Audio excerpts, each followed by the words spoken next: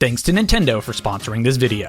Of all of Nintendo's system releases, the Nintendo Virtual Boy was one of the most ambitious of them all. The idea of sticking your head into a headset in order to play 3D games may feel normal today, but this came out in 1995. It's definitely one of the more interesting rabbit holes that you can go down in Nintendo's history.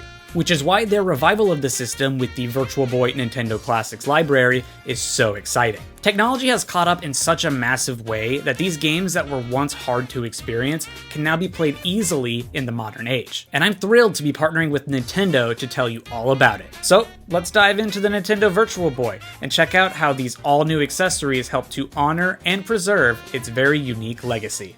The original Virtual Boy released in 1995 with stereoscopic 3D visuals by looking through the headset. But in recent years, it was pretty tough to get your hands on one, not to mention the games. So when the Nintendo Virtual Boy for Nintendo Switch and Nintendo Switch 2 was revealed, I was legitimately excited. A full 30 years later, not only can I experience these games for the first time, I'm able to do so in a modern way while still maintaining the spirit of the original. It feels like a whole chapter of Nintendo's history has just been unlocked. While the original system operated using oscillating mirrors, this all-new accessory needs no such thing. Just open up the top, slide your Nintendo Switch 2 into the slot, and get to the 3D nostalgia. And if you're still rocking your original Nintendo Switch, you can also use this peripheral. You just need to screw in the correct base, which positions the Nintendo Switch system at the correct height. You've also got an alternative option, the Nintendo Virtual Boy cardboard model. You similarly just slide your system into the slot, and then bring the system up to your eyes to look through the lenses, playing with the respective Joy-Con controllers. With either model, the 3D effect in these games is really cool to experience. Things don't necessarily pop out towards you, like 3D movies in the 2010s love to do,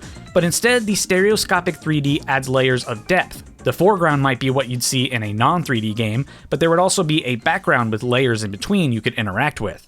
Because it's a part of the Nintendo Switch Online Plus expansion pack, you get all of the great features that come with the other Nintendo Classics game libraries, like rewinding gameplay, using suspend points, and remapping your controls. In a later update, we'll even get the ability to change the color of the Virtual Boy games, since the iconic red color is no longer a hardware limitation like it was back in the 90s. The Virtual Boy library launched with these 7 games. My favorite is probably Virtual Boy Wario Land. It's kind of crazy that one of Nintendo's big series has an entry that many can now play for the very first time. It isn't as big in scope as the other Wario Land games, but there are brand new power-ups and fun levels to explore. I'm also a big Tetris guy, so of course I had to check out 3D Tetris.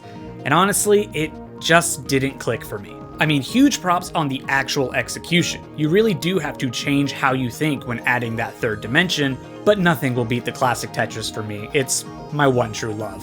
Tellero Boxer is pretty neat, sort of like if Punch-Out wasn't boxers, but instead done in gigantic mechs. Or Arms, if they were also gigantic mechs. And naturally, I had to check out Galactic Pinball. I mean, who doesn't love a pinball game? And this one is really cool. The 3D effect is nice for the distance on the pinball playfield, but they also use it really well for the bonus games on each table. There's also the quintessential golf game, and yep, that is golf. And then there's the Mansion of Innsmouth, a horror game where you explore an inn searching for each floor's key in order to advance to the floor above, all while shooting monsters in your way. This year we'll also get more titles added to the service, like we did on Mario Day, where 2 Mario games were added. First is Mario's Tennis, which is technically the first Mario Tennis game of all time. It doesn't have much of the wacky shenanigans we're used to, but it is indeed Mario plus tennis. There's also Mario Clash, which is sort of a 3D take on the classic arcade Mario Bros. Gameplay. You can go on the front or back layer, defeating enemies with Koopa shells not just to your side, but fully across as well. It's a really cool concept. But what I think is the most exciting is that they're rolling out more games, even some that have never been released. While quite a few Virtual Boy projects had some development but were ultimately scrapped, a few actually got completely finished and just never saw the light of day. 2 of these games are D-Hopper and Zero Racers. This is absolutely insane.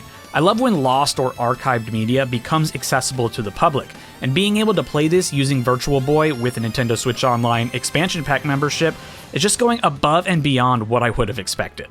I've been fascinated by the Nintendo Virtual Boy for years. This system was so ambitious, and its vision of enhanced visuals through the use of a headset was so ahead of its time. In our modern era of VR headsets, it feels pretty normal to see people play this way, but you can really see the DNA of that idea in the Nintendo Virtual Boy. I've wanted to own one for quite a while now, but the secondhand market for both the system and the games has just made it so out of reach. But now with the Virtual Boy accessory, I finally can experience these games for myself. It's like Nintendo opened up a vault, and now we can experience these games from all the way in the 90s, but even better. So if you're like me and you want to finally experience these games, you can purchase either of the Virtual Boy models along with a Nintendo Switch Online Plus expansion pack membership using my link down in the description. And if you've already done so, I'd love to hear about your Virtual Boy experience and what your favorite game is down in those comments below. And of course, a big thank you to Nintendo for partnering with me on this video.